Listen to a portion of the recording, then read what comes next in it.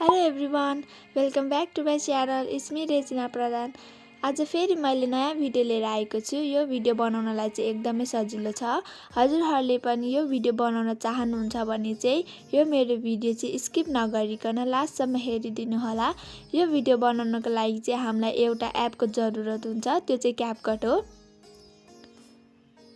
त्यसपछि हजुरहरूले चाहिँ मेरो च्यानल सब्स्क्राइब गर्नुभएको छैन भने चाहिँ छिट्टै गरिहाल्नुहोस्। गरिसक्नु भएको छ भने चाहिँ थ्याङ्क यू सो मच। ल अब धेरै ढिला नगरी चाहिँ स्टार्ट गरौँ है त। First of all CapCut app open गर्ने।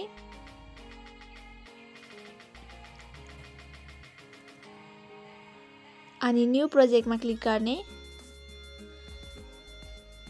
अनि फोटोमा गएर हजुरहरूले चाहिँ फोटो चुज गर्नु होला। गरिसकेपछि चाहिँ एडमा क्लिक गर्ने।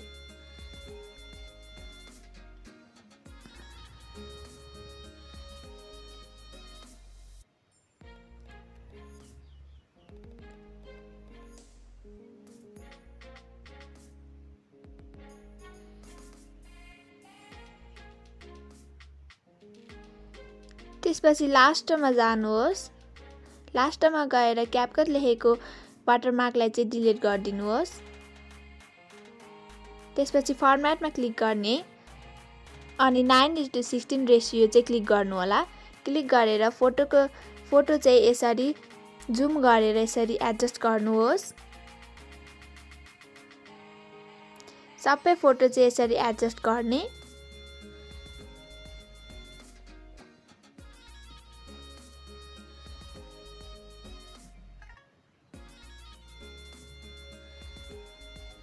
एडजस्ट गरिसकेपछि फर्स्ट फोटोको लेयरमा क्लिक गर्ने अनि एनिमेसनमा क्लिक गर्ने अनि कम्बोमा।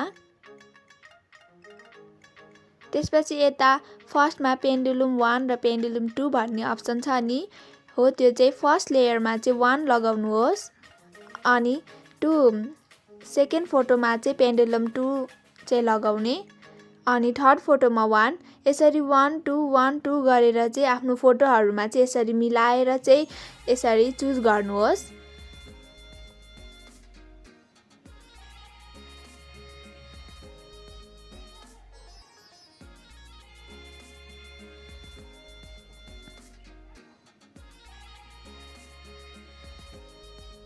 म हजुरहरूलाई प्ले गरेर देखाउँछु।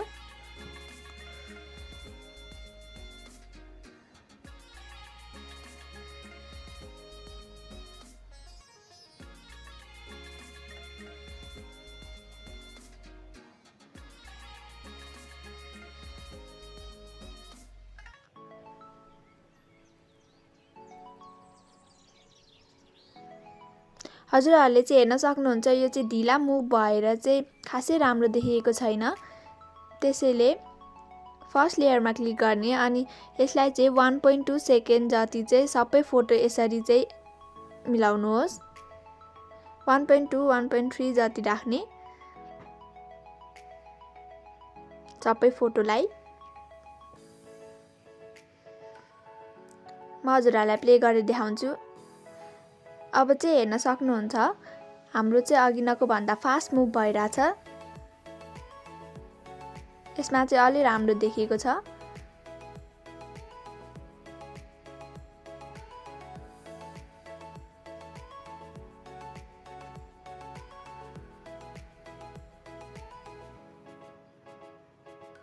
त्यसपछि चाहिँ ओभरलेमा क्लिक गर्ने अनि एड ओभरलेमा क्लिक गर्ने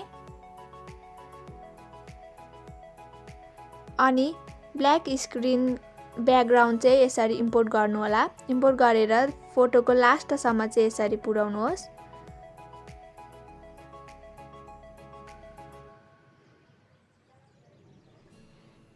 त्यो गरिसकेपछि चाहिँ ओपेसिटीमा क्लिक गर्ने अनि ओपेसिटीलाई चाहिँ यसरी घटाउने। घटाएर चाहिँ म 20 जति राख्छु।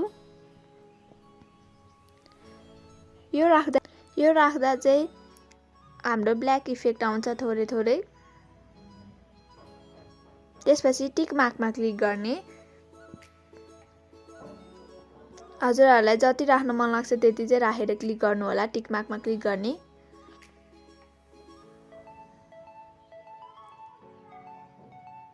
त्यसपछि ब्याक आउने अनि फेरि एड ओभरलेमै क्लिक गर्ने।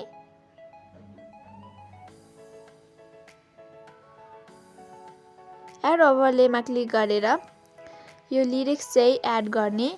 म हजुरहरूलाई मेरो डिस्क्रिप्सन बक्समा लिंक दिन्छु, त्यहाँ गएर चेक गर्नु होला। यसलाई चाहिँ यसरी अलिकति ठुलो बनाएर यसरी एडजस्ट गर्ने अनि स्प्लाइसमा क्लिक गर्ने अनि लाइटनमा क्लिक गरेर टिक मार्कमा क्लिक गर्ने।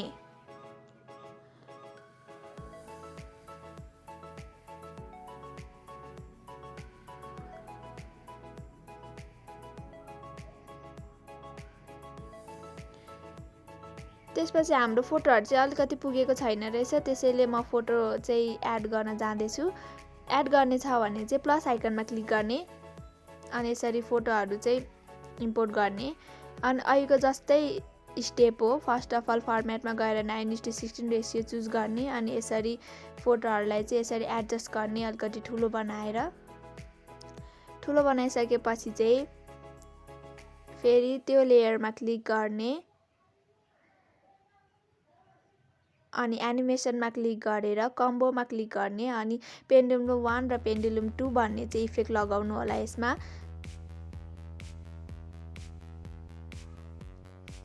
यसमा लगाइसकेपछि चाहिँ अहिलेको जसरी नि 1.2 1.3 सेकेन्ड जति चाहिँ यसरी लगाउने सबै फोटोमा।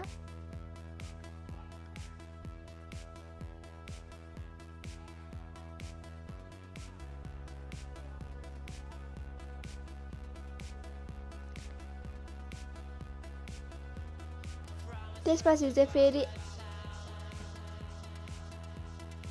एड ओभरलेमै क्लिक गर्ने। क्लिक गरिसकेपछि चाहिँ यो इफेक्ट इम्पोर्ट गर्नु होला। म हजुरहरूलाई डिस्क्रिप्सन बक्समा लिंक दिन्छु। यसलाई नि फुल स्क्रिनमा बनाउने यसरी। बनाइसकेपछि स्प्लाइसमा क्लिक गरेर लाइटनमा क्लिक गर्ने अनि टिक मार्कमा क्लिक गर्ने।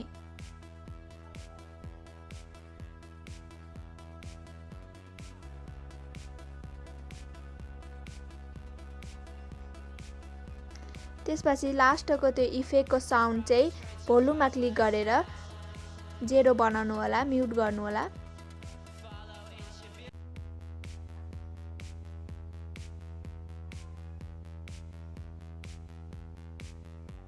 त्यसपछि एक्सपोर्ट गर्नलाई माथि सेभ अप्सनमा क्लिक गर्ने अनि 100% नहुने जेलसम्म चाहिँ एकछिन वेट गर्नु होला।